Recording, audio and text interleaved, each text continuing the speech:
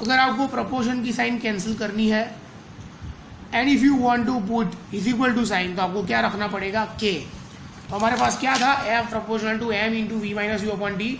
इसमें equal to की sign डालो तो बाजू में के रखना पड़ेगा।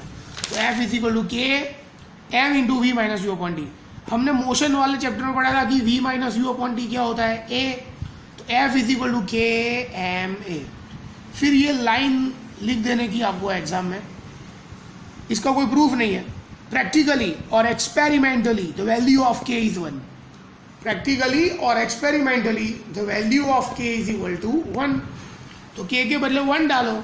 F is equal to 1 into M A, मतलब एम है।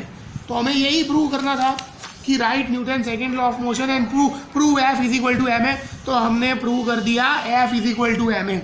तो रूल क्या है, time rate of change in momentum, time rate of change in momentum is directly proportional to the resultant external force and this change in momentum is in the direction of resultant external force।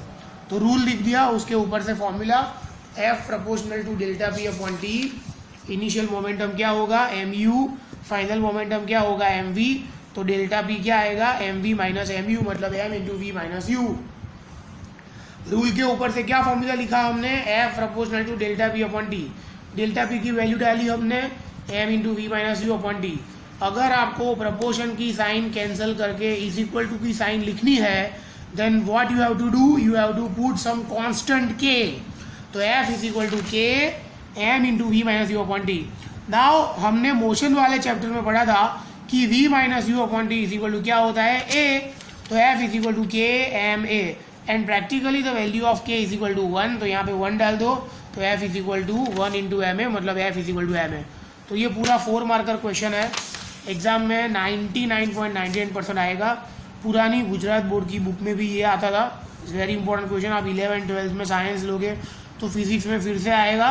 It's very important question, आपको 3 बार लिखना है और बाद में हम उसके ऊपर से न्यूमेरिकल्स करेंगे सारे।